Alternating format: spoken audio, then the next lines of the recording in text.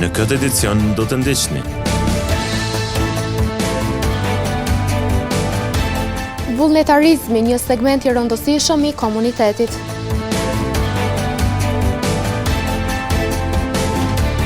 Kino Hyrje Hana me 2 premiera të reja këtë javë.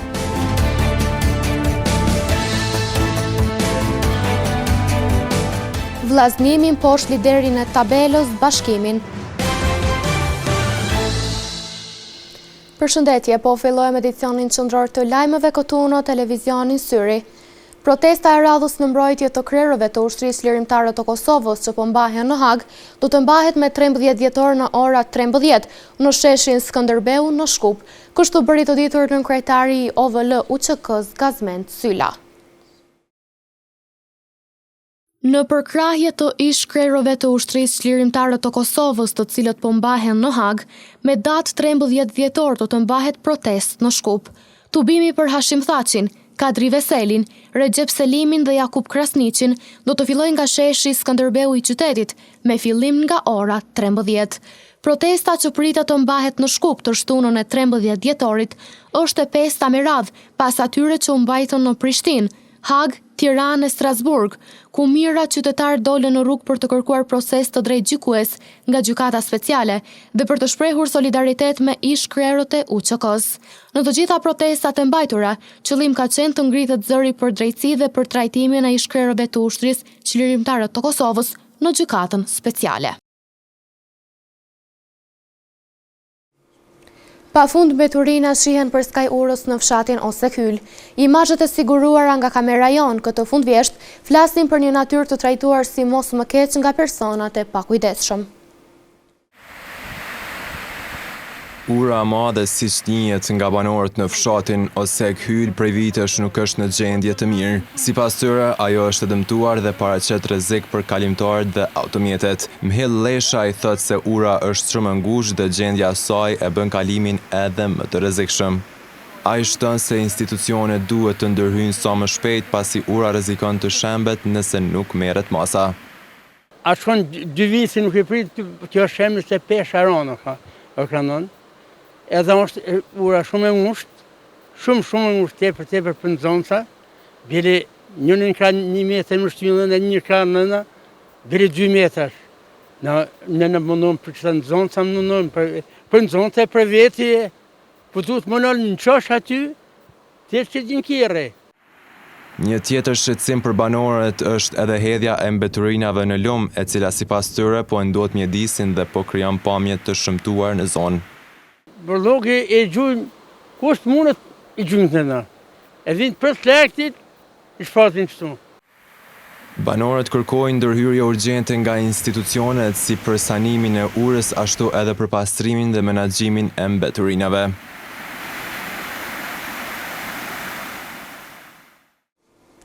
Vullnetarizmi përfaqëson një segment të rëndësishëm të komuniteteve anë mban botës. Kontributi i vullnetarëve përmirëson jetën e komunitetit dhe në të njëjtën kohë i bën njerëzit më përgjegjës ndaj vullnetarizmit. Në kryqjen e Kuq në Gjakov vazhdimisht punohet me projekte vullnetare për të rritur numrin e vullnetarëve dhe shtimin e fondeve për bamirësi. Në kryqin e Kuq, Dega Gjakov punojnë vazhdimisht për të angazhuar individ në projekte humanitare dhe për të rritur numrin e vullnetarëve. Joni Zajmi, instruktor i ndihmës së parë dhe vullnetar në këtë degë, thekson se përfshirja e njerëzve në aktivitete vullnetare jo vetëm që ndihmon komunitetin, por gjithashtu i bën qytetarët më përgjegjës dhe më të vetëdijshëm për nevojat e të tjerëve. Na si pjesëtarë të kyçit Kuq jemi shumë të kënaqur me aktivizimin e rinisë, sidomos të shkollave të mesme dhe fillore që janë shumë aktiv në mesin tonë për vullnetarizëm. Është gjë shumë e madhe me qenë pjesë e Kyçit Kuq, sidomos te pjesa vullnetare që gjithsecili e jep kontributin e vet në të mirën e rinisë tonë që e kena. Ai shpjegon se Kryqi i Kuq organizon trajnime, aktivitete sensibilizuese dhe nisma bamirëse, të cilat ndihmojnë familjet dhe individët në nevojë.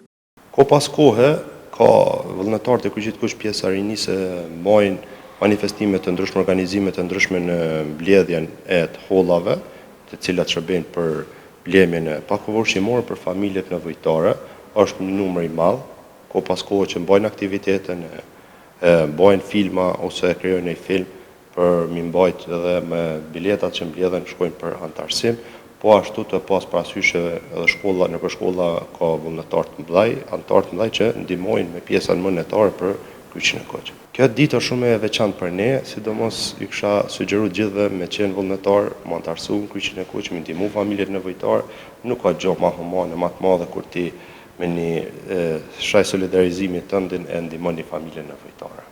Vullnetarizmi nuk është vetëm një veprim human, por edhe një mënyrë për të forcuar lidhjet brenda komunitetit dhe për të krijuar një mjedis më të kujdesshëm dhe solidar.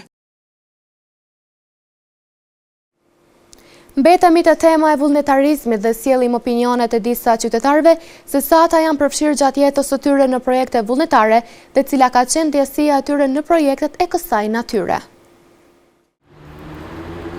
Sot me 5 dhjetor shënohet dita ndërkombëtare e vullnetarizmit, e cila ndëron kontributin e vullnetarëve për angazhime në mënyrë të ndryshme, përmes të cilave jo rrallëherë mund të bëhet edhe ndonjë ndryshim në botë. Disa qytetarë që sot i takuam thanë se ndjehen shumë të lumtur që vullnetarizmin e kemi shumë të theksuar. Janë dy aspekte, përka ana financiare sa na mundsojnë mundësit, kurse përka ana shpirtërore jemi tepër të mëdhej. Unë si mas mendimit tem, sukur populli shqiptar, asnjë popull tjetër nuk ka vullnetar, po sa janë mundësit, sa janë mundësit në krejt tjera, po me çdo kusht, në atë mundësinë e vet, çdo njoni ka që jep ndihmë tjetrin. Për rëndësinë e vullnetarizmit të informuar madje edhe praktikues janë edhe moshat e reja. Të gjithë njerëzit nuk ka rëndësi mosha, duhet të jemi vullnetar për gjërat tona tipike, për shembull nxënësit duhet të jenë vullnetar në shkollë, të rriturit për shembull prindrit tanë duhet të jenë vullnetar në punët e tyre kryesore të tjera. Ne, nxënësit e shkollës tonë, kemi marrë pjesë edhe në Kryqin e Kuq dhe i kemi ndihmuar shumë që janë në nevojë. Kjo ditë shërben për të ngritur ndërgjegjësimin mbi rëndësinë e vullnetarizmit dhe për të inkurajuar më shumë individ që të bëhen pjesë e këtyre nismave. Sot vullnetarizmi është më shumë se një akt i thjeshtë i ndihmës. Përmes tij kryen veprime të shumta që në shumë raste përmirësojnë jetën e individëve.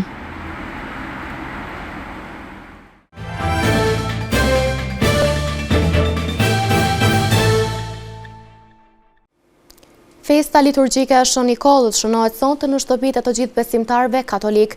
E për të sjellur momente nga përgatitjet që bëjnë besimtarët për këtë natë, ekipi ynë ka trokitur në shtëpinë e familjes Zefaj, ku të gjithë sonte në mbrëmje bëjnë lutjet me ndërmjetësimin e Shën Nikollit për bekimet hyjnore. Sot besimtarët katolik kremtojnë natën e festës liturgjike të Shën Nikollit. Ekipi i televizionit Syri ka vizituar familjen Zefaj në Muglic, për të sjellë më afër atmosferën dhe mënyrën se si kjo festë vazhdon të ruhet dhe të përcillet brez pas brezi. Kjo festë të gjithë katolikëve, e cila është se e prajmë qingjin, e pjekim, me mundësi dikush në helli, dikush në furr, pa marrë parasysh çyshe kanë ata mundësitë e veta. Kjo është ditë se vinë edhe vizitorë, vinë mes, vinë kujshit, vinë kushëret tonë, se vinë të njëri tjetri, se vinë me na vizitu, pim shto, rrojnë kapak. Ndër të tjera, prend Zefaj tregoi se sa rëndësishme është ruajtja e këtyre traditave dhe transmetimi i tyre tek brezat e rinj, në mënyrë që vlerat e festë dhe të trashëgimisë familjare të mos humbasin te brezat e rinj. Unë kam qef më përcjell.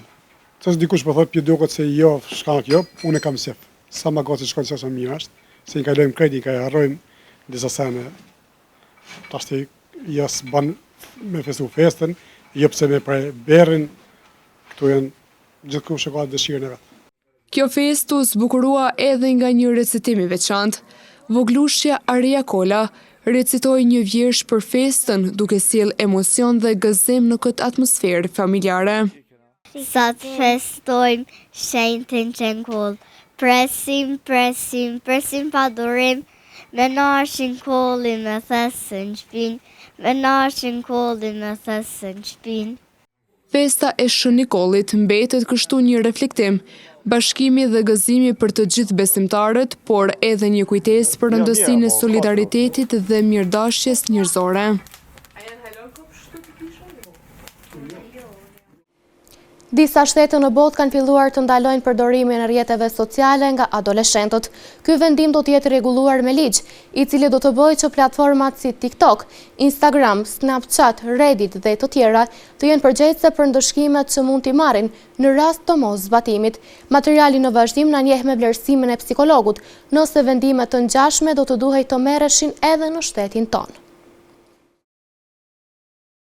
Disa shtete kanë filluar që të ndalojnë përdorimin e rrjeteve sociale për persona në moshën 16 vjeç. Ky vendim ka ardhur si shkak i bullizmit virtual dhe përmbajtjeve jo adekuate në rrjetet sociale. Psikologja në shkollën Mazlum Këpuska, Mirlinda Kusari, është shprehur se ndalimi i rrjeteve sociale për këto mosha është i mirëseardhur. Ndalimi i rrjeteve sociale mendoj që është shumë i mirëseardhur, sepse të rinjët mund ta keq përdorin edhe ka shumë pasoja në të ardhmen. Psikologja Kusari tha se brenda shkollës kanë nxënës që përdorin rrjetet sociale dhe se ka raste edhe që bullizojnë njëri tjetrin në formë virtuale. Mendoj që brenda shkollës ka shumë nxënës që përdorin rrjetet sociale dhe është shumë e dëmshme sepse ata mes veti komunikojnë, po ka raste që edhe bullizojnë një tjetrin në rrjetet sociale, domethënë është një farë bullizmi virtual që ja bëjnë një tjetrit përmes rrjeteve sociale. Sipas psikologës Kusari, disa prindër nuk janë të informuar mirë për ndikimin e rrjeteve sociale te fëmijët dhe se kontrollat duhet të jenë të shpeshta. Disa prindër nuk janë të informuar mirë për ndikimin negativ që ka rrjeti social te fëmijët e tyre, edhe mendoj që duhet më pas më shumë kontroll, i kontrollu më shumë telefonat, edhe nëse disa ju lejojnë rrjetet sociale të përdorin, duhet më shumë kontroll që të mos vijë deri te shfrytëzimi i trive, domethënë përmes rrjeteve sociale. Psikologja Kusari ndau edhe disa nga rastet me të cilat janë ballafaquar adoleshentët mes vete si shkak i ndikimit negativ të rrjeteve sociale. Brenda shkollës për shembull ka ndodhur ndonjë rast që kanë pas ndonjë fotografia, kanë marrë një tjetrit, kanë bënë ato stikerat që i bojnë Snapchat, më thonë kanë bënë një keq njëri tjetrin, video të ndryshme që i kanë shpërndar, që i kanë incizuar pa e ditë njëri tjetri që janë të incizuar njëri tjetrin. Këto raste kemi pas më shumë në shkollë. Për fund, psikologja Kusari tha se prindërit të janë më të kujdesshëm dhe të përcjellin fëmijët më shumë, mos të fajsojnë të tjerët dhe të fillojnë nga vetja dhe nga kontrollet që në këtë mënyrë fëmijët të kuptojnë se rrjetet sociale janë të rrezikshme. 2 premiera të zgjedhura i presin adhuruesit e kino Hyrje Hana sonte dhe gjatë 2 ditëve të vikendit. Filmi zhanrit horror Five Nights at Freddy's 2 dhe filmi Hamnet, që pritet të sundoj vitin 2025 dhe garën për Oscar, janë 2 premierat që do të shfaqen në termine të ndryshme.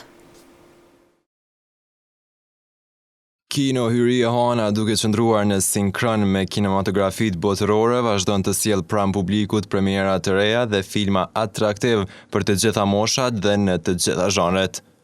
Oraret e filmave për gjatë datave 5, 6 dhe 7 dhjetor do të jenë të përmbushur me filma nga të gjitha zhanret.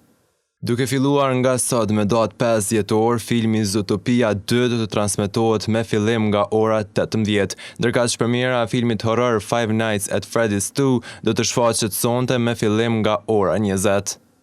Dita e shtunë 6 dhjetor do të ketë 4 filma të ndryshëm që do të shfaqen, përfshirë këto edhe një premier. Me fillim nga ora 13 do të shfaqet në ekranin gjigant të kinos filmi Zootopia 2 e do të pasohet në orën 15 me filmin Wicked for Good. Filmi shqiptar Kazerma do të shfaqet në orën 18, ndërsa nata do të përmbyllet me premierën e filmit Hamnet në ora 20. Ndërka që djela 7 dhjetori do të filloj me filmin Lilo Stitch në ora 13, filmi Zootopia 2 do të shfaqet në ora 16, filmi Five Nights at Freddy's 2 do të shfaqet në ora 18, ndërka që nata përmbyllet me filmin Luna Park me fillim nga ora 20. Premierat e reja në kino, njëra horror e tjetra historie fuqishme e dashurisë, dhimbjes e artit që lind nga humbja, do të jenë filmat që do të mbajnë pa frym publikun këtë vikend.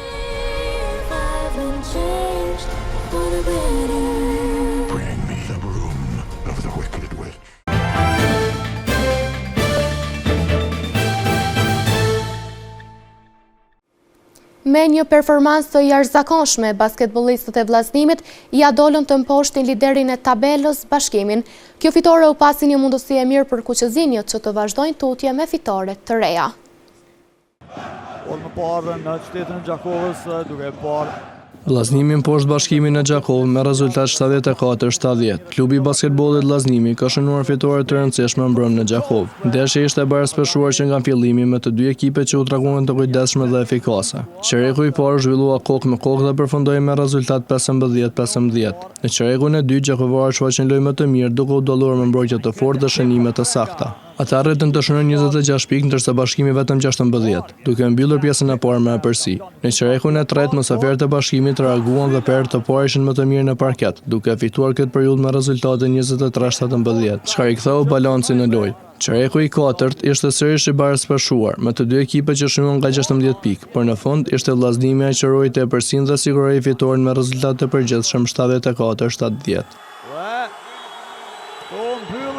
ky takim. Në vazhdim të ndjekim parashikimin e motit për ditët në vijim.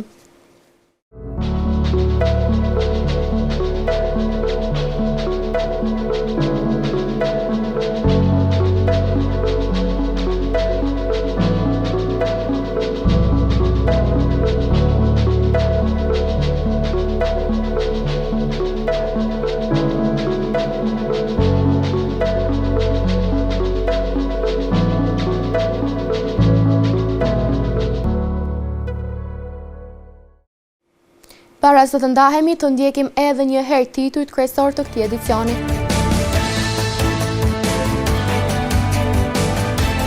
Vullnetarizmi, një segment i rëndësishëm i komunitetit.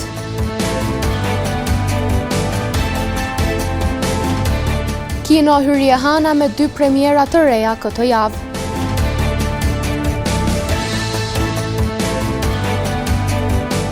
Vllaznimi mposht liderin e tabelës Bashkimin. Këtu merr fund ky edicion qendror i lajmeve. Ju mund të vazhdoni të na ndiqni në televizionin Syri, si dhe në rrjetet tona sociale. Mirupafshim.